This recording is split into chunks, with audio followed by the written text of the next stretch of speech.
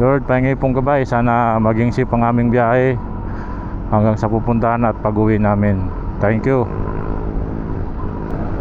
Right, nandito tayo ngayon sa Bacoor, Cavite. Bali, natitikop lang namin. First time na gagawin namin to na mag long ride sama ang misis ko. At ito yung pinaka-asam-asam namin na bucket list na mangyayari ngayong taon na to. Natupad din. Sana gabayan kami sa aming biyahe.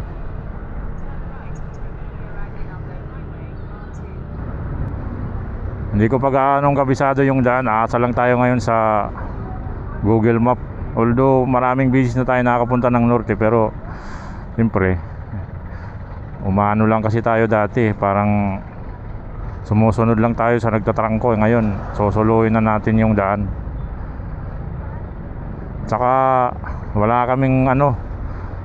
kaming binubuk na matutuluyan. Basta ano lang to, parang strangers lang. Kung saan kami abuti ng antok o kaya pagod, doon na lang kami maghahanap ng matutuluyan. Dahil hindi namin tansyado, kasi kung magbubuk kami, hindi namin tansyado kung anong oras kami makakarating. Pero may itinerary naman kaming ginawa. Basta doon na lang. Bali, ang first destination pala namin ngayon mga tol, Maliko, Pangasinan. Tapos pag maganda-ganda pa yung kondisyon namin at saka maaga-aga pa, second stopover namin Baguio. Kung siguro inabot kami ng gabi ng Baguio, siguro doon muna kami mag-stay, tapos mag-overnight. Then after ng Baguio, pag kaya pa, didiretso kami ng Sagada. Tapos yun na yung pinaka destination namin. Tapos nun sa next day, depende na lang kung anong magiging lagay ng panahon at saka yung kondisyon natin. Basta hindi naman tayo nagmamadali. Umbaga open time tayo ngayon dahil wala naman tayong ibang lakad, dahil wala namang pasok ngayon. Kaya let's go. Enjoy na lang natin yung biyahe hanggang saan tayo makarating.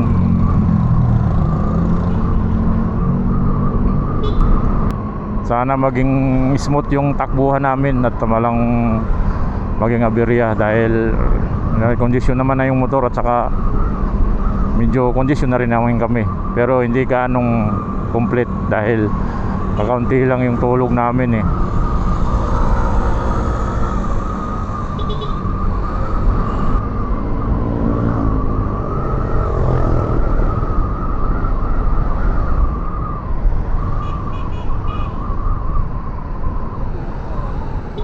Ha?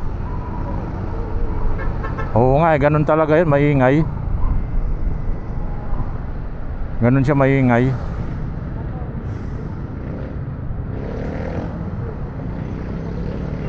Oo, maingay yan eh. Ito nga din akin, maingay eh.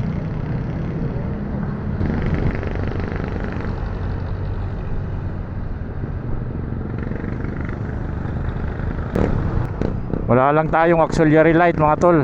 Aasa lang tayo dito sa stock, pero medyo maliwanag naman to pag yung daan eh madilim. Pero pag ganito na medyo dim light sa mga may street light, hindi mo aninag yung stock na headlight nito. Pero pag sa sobrang dilim, makikita mo naman. Kaya tsaga-tsaga lang tayo. Saka ang biyahe namin ito eh, hindi naman kami mag-i-stay sa gabi.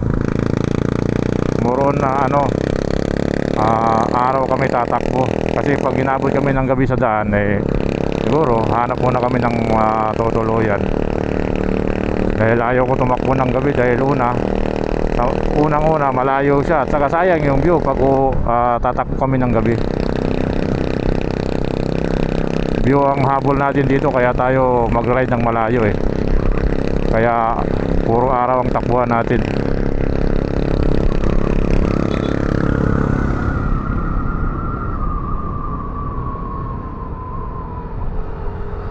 Update lang tayo mga tol. Nandito na kami sa papasok ng Talavera.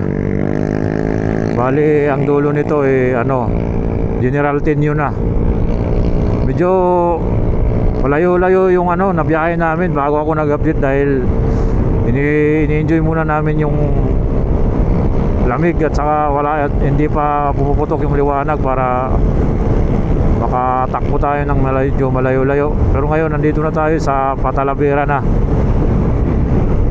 Bali nakaka 120 kilometers na kami. At may natitira pang 105 kilometers. Bali nakakasubra na kami sa kalahati. Ang estimate na oras bago kami dumating mga 9:30 daw. Time check 7:02 ng umaga.